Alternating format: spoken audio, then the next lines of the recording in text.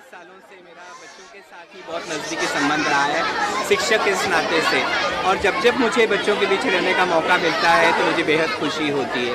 और जैसे आप जानते हैं कि स्कूल अभी अभी शुरू हुए हैं, तो आज की तारीख में बच्चों की सबसे ज़्यादा जो आवश्यकता है वो है नोटबुक, स्कूल बैग्स, अम्ब्रेला या रेनकोट्स की। तो उसी को मद्देनज़र रखते हुए एकता मंच ने ये तय किया कि क्यों ना हम लोग स्कूल बैग वाटप का कार्यक्रम रखें, और उसी श्रृंखला में आज हमने ये कार्यक्रम रखा। हमने देखा है कोरोना काल में बड़ी संख्या में बच्चों की फीस जो है CWC और एकता मंच द्वारा माफ किया गया है, और आज बच्चों को जिस तरह से स्कूल शुरू होने के पहले बच्चों की मदद के लिए एकता मंच आगे आया है, किस किस तरह की मदद बच्चों को दी जाएगी एकता मंच? देखिए, ऐसा है ना कि जो हम स्कूल कहते हैं, स्कूल कोई भी सोसाइटी की समस्या से दूर नहीं रह सकता है।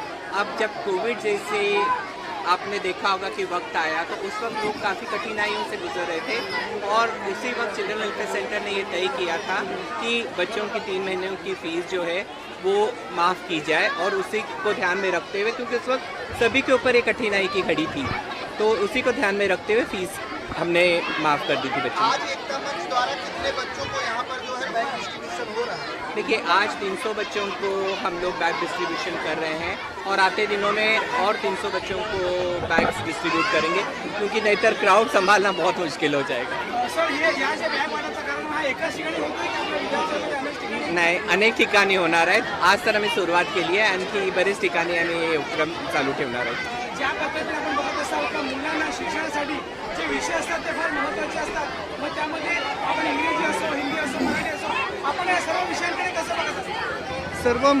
सर्वांगीण विकासासाठी का किंवा मुलांच्या अकॅडमिकसाठी सर्व विषय हे महत्त्वाचे असतात। आणखी आपण जर बघायला गेलो तर 5वी नंतर हे सर्व विषय शिकवले जातात। पण त्यामुळे जेव्हा राजकारण होतं तेव्हा तुम्हाला मनात कशा भाषा येईल? No comments, no comments. Sanjay ji, क्या कहेंगे? आज छोटे छोटे बच्चों के साथ बैग वितरण कार्यक्रम में आए हैं, बच्चों को किस तरह से शुभकामनाएं देंगे और उन अभिभावक को कितना सपोर्ट मिलेगा इस बैग डिस्ट्रीब्यूशन?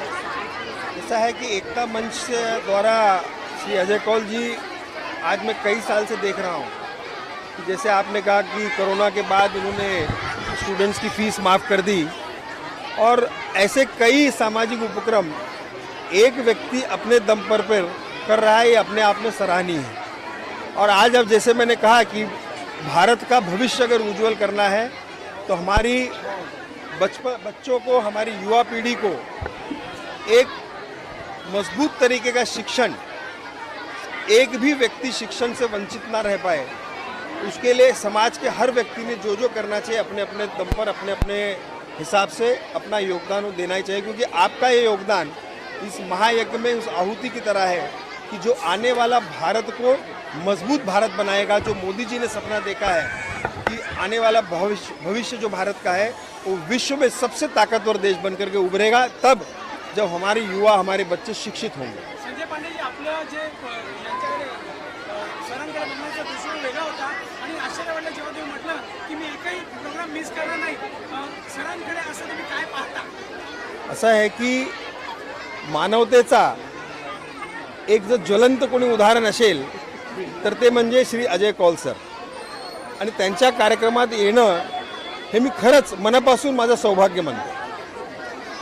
महाराष्ट्र में अगर बात करें, जैसे आपने कहा कि शिक्षा और ये देश के भविष्य होते हैं, लेकिन जिस तरह से आज हिंदी भाषा को लेकर, भोजपुरी भाषा को लेकर GR रद्द होने के बाद जिस तरह से प्रोटेस्ट जारी है, क्या कहिए?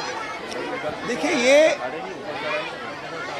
राजकीय इस विषय का राजनीतिक मुद्दा बना करके एक ध्रुवीकरण की राजनीति चल रही है।